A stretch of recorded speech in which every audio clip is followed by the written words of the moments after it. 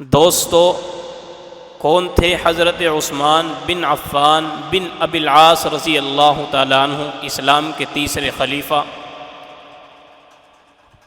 آپ کا نسب کیا تھا اور آپ کی کنیت کیا تھی؟ آپ کہاں پیدا ہوئے؟ کس ہجری میں پیدا ہوئے؟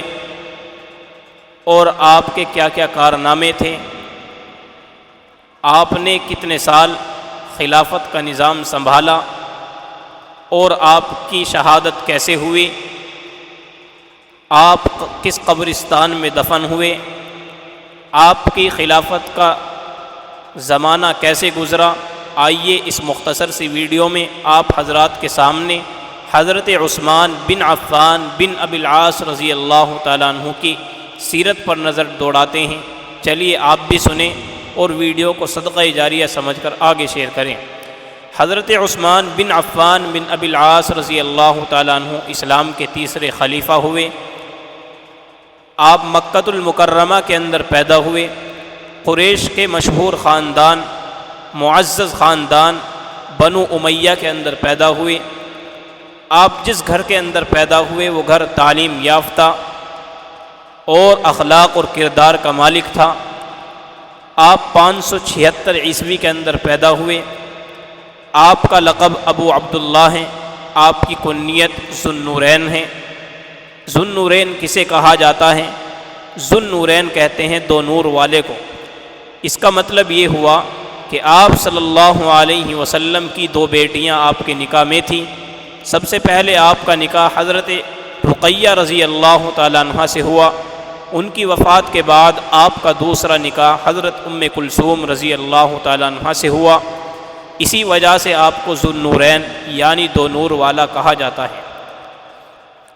حضرت عثمان بن عفان رضی اللہ تعالیٰ عنہ نے دو ہجرتیں کی۔ پہلی ہجرت آپ نے حضرت رقیہ رضی اللہ تعالیٰ عنہ کے ساتھ حبشہ کی طرف فرمائی۔ دوسری ہجرت آپ نے اللہ کے نبی صلی اللہ علیہ وسلم کے ساتھ مدینۃ المنورہ کی طرف فرمائی۔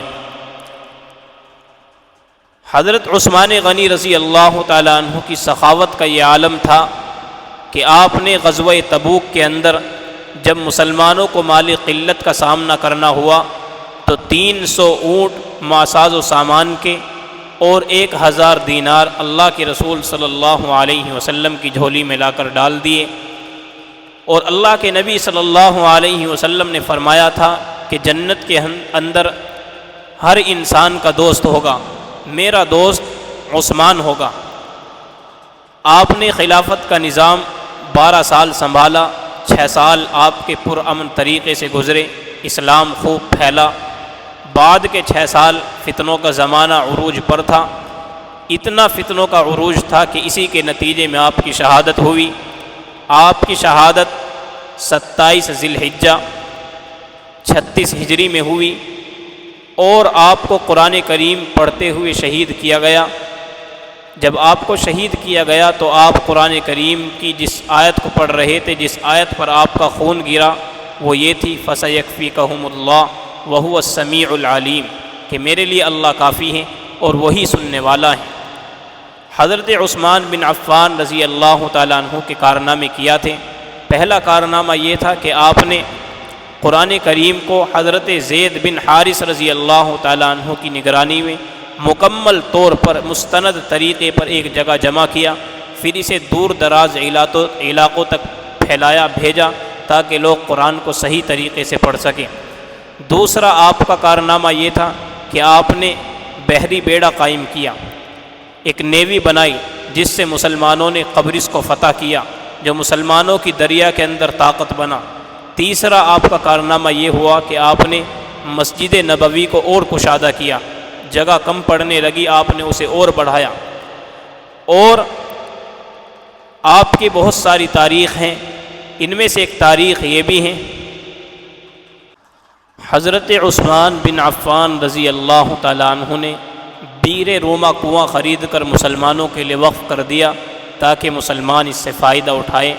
اور آپ کا ایک کارنامہ یہ تھا کہ آپ نے حضرت زید بن ثابت رضی اللہ تعالیٰ عنہ کی موجودگی میں قرآن کریم کو ایک مستند صحیح نسخے کے ساتھ جمع کیا اور پھر اسے دور دراز تک علاقوں تک پہنچایا تاکہ مسلمان قرآن کریم کو صحیح طریقے سے پڑھ سکیں۔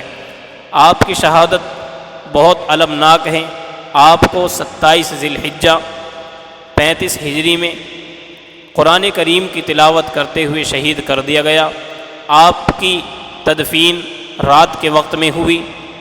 خش کوکب ایک جگہ ہے جو آج جنت البقیع کے قبرستان کے اندر ملا دی گئی ہے، جو پہلے الگ تھی، وہاں آپ کی تدفین ہوئی۔ آپ نے مکمل عمر 82 عمر پائی، اور آپ نے اس 82 سال کی عمر میں 12 سال اسلامی خلافت کو سنبھالا۔ 6 سال آپ کے صحیح گزرے، 6 سال کے بعد فتنوں نے جنم لیا۔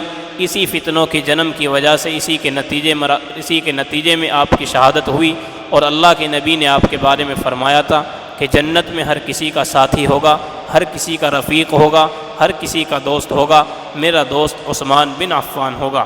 یہ تھی آپ کی مختصر سی زندگی۔ شکریہ۔